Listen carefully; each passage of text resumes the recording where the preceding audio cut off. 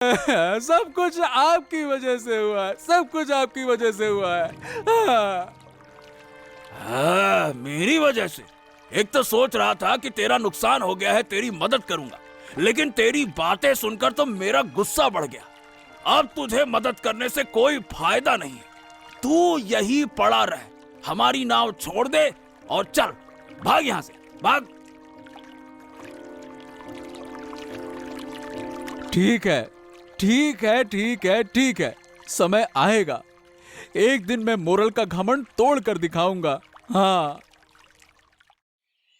और एक कांगला, अब क्या तेरा समय खाली है तो थोड़ा सा मेरा बाल और थोड़ा दाढ़ी कटवा दे।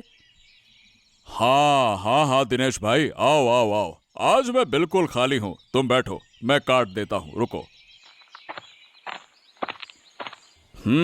तो बता दादा, कैसा चल रहा है तेरा समय? अरे क्या बताऊं, समय ठीक नहीं चल रहा है। सारा दिन लकड़ी काटते काटते काटते काटते, अब जो कुछ पैसे मिलते हैं वही बस घर खर्च में खत्म हो जाते हैं। खुद की इच्छा से कोई काम ही नहीं कर सकता।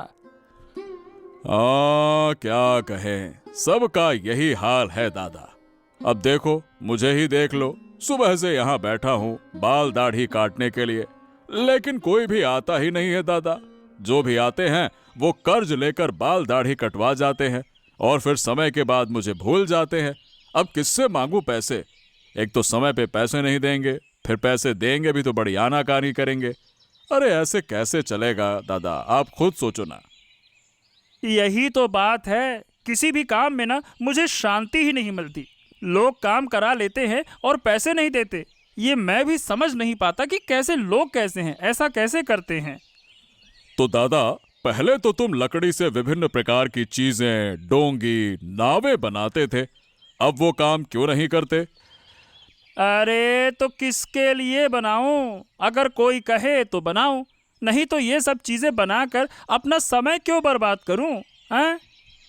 हाँ, यह बात भी तुमने सही कही दादा कि आखिरकार बनाए तो बनाए किसके लिए।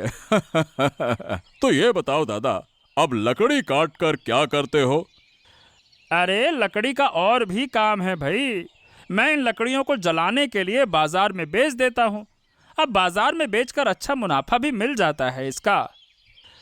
अच्छा, अब समझ गया दादा। तो मतलब अब सिर्फ आप लकड़ी ही बेचते हो जलाने के लिए, है ना?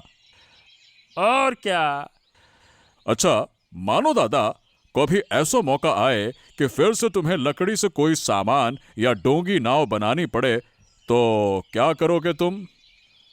अरे क्या करूँगा, क्या क्यों नहीं बनाऊंगा। अगर ऐसा मौका आया तो मैं ज़रूर वो काम करके दिखाऊंगा।